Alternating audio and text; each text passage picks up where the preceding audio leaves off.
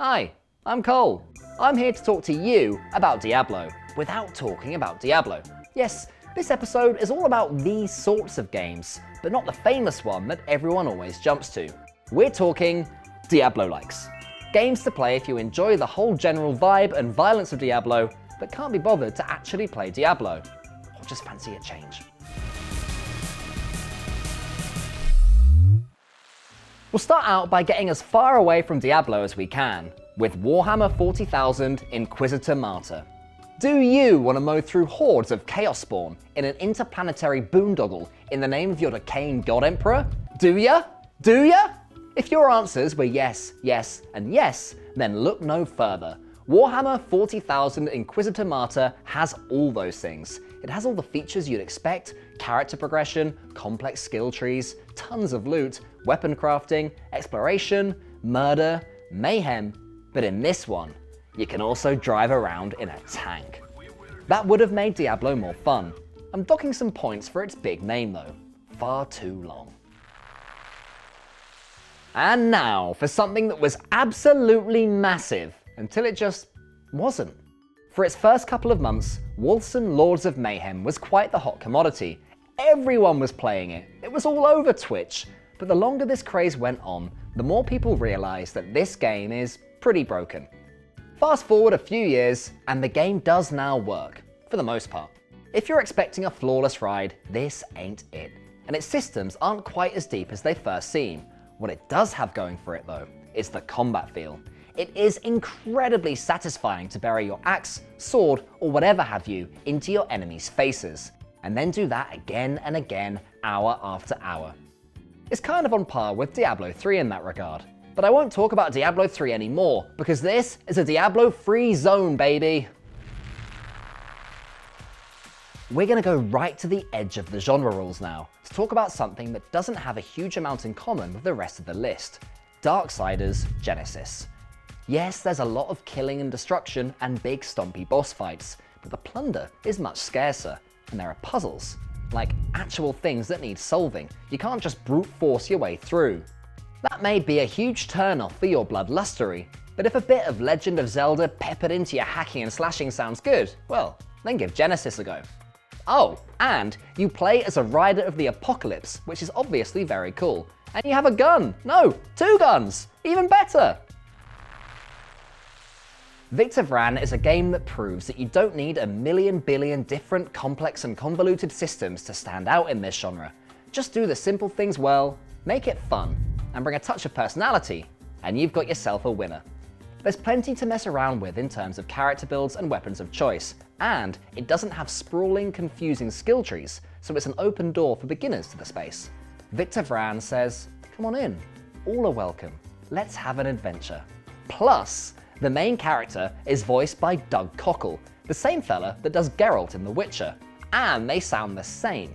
It's great. If you ever wanted a Witcher hack and slash ARPG, this is as close as you're ever gonna get. I'm telling you now, no one, and I mean no one in history, fictional or otherwise, is cooler than Van Helsing. Armed with guns, swords, magic, and a friendly ghost, you'll rampage around Borgovia, mashing monsters and re-deadening the undead. All the tropes of the genre are here. It's fast, fun, and most importantly, very, very, very violent. It's taken a bunch of centuries-old stories and folktales and brought them into the 21st century. If you ever wanted to read 18th or 19th century horror fiction, but can't be bothered to do the actual reading bit, this is a solid substitution. To sweeten the deal, there are 3 games for you to dive into if you so choose, with all of them bundled together with the final cut. Nothing really bad to say about this one, so let's just keep going. Now, the game that saw its chance after Diablo 2 had come, wowed millions, and then became stale: Titan Quest. It's as though Diablo had done all the hard work. It cultivated and refined a genre, built a following millions strong who wanted to hack, kill, loot, repeat. It offered a deep, extensive, thousands upon thousands of hours worth of endgame to keep players occupied for years to come. But your average gamer thought, sod that, I want something new and shiny. Titan Quest was that new and shiny. And it may look a bit run down by today's standards, But if we get a little bit of side-by-side action going, cool, look at that, loads better. It's a brilliant game for brilliant people, like yourselves, so give it a try. Or wait a little bit when we give you some more games that are equally brilliant, or I guess more brilliant. Just missing out on a podium spot, we have Torchlight 2. But don't let its lack of a metaphorical medal distract from the fact that this is a superb little ARPG. It's got hacking, slashing, fireballs, ghost wolves, even fishing. Oh, what's this? You've even got a pet dog, or ferret, even a panda. The original Torchlight is a solid game in its own right, but the sequel, it just does everything better. It all comes together into an amazing, tight little package. And then they dropped the ball a bit with the third one, not to mention that mobile spin-off. But don't play those. Play this one instead. It's way better. Here's something for all of you that loved all the maths, spreadsheets, and complex calculations from Diablo 2. Grim Dawn. A lot of these games aren't actually about having fun. Yeah, there's plenty of bones to break and bodkins to bash, but to get every little drop of potential out of your characters, you've got to put the planning in. Grim Dawn has a bunch of different ways to fine-tune your humble hero into a scourge of all baddies everywhere. You can pick 2 different classes and then just kind of mash them together to make one superclass. It's complicated, but it's good. The setting is gothic, dark and dingy, and the world is more inventive than just bad guy destroy world, you stop bad guy because you are good guy. I give it 9 coals out of 10. Highly recommended. I'm gonna do something crazy. I'm putting a game on my list that's not finished.